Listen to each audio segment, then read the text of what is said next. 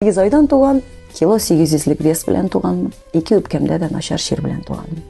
Ясалып бетмәгән, недоразвитый үпкәләр белән. Бик озак кына вакыт ятканмын инде мин теге ясалма сулау аппаратында. Әни сөйләй, керделәр дә кичтән 2 врач утырдылар да әйтәләр ди.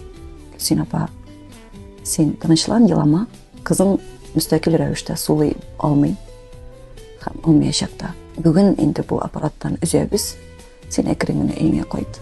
Бүгеннән дә калмас кызың дип әйттеләр ди. Кайтып киттем дә яна әйтә елый ди. Әтиеңнең самавын җылыттым да, шуңа өтердем дә, юрган белән капладым да ди. Имеш инде баланың тәненә спирт бик тиз сеңә дип. Капладым да урамга чыгып йөгердем ди. 6 сәгать керә алмадым өйгә ди. Кирип бишең янына утырып, кызым бәхил булыйм дигән очрашканчага кадәр дип сөйләнә юрганыңны ачам, акырып ашарга сорап ятасың ди.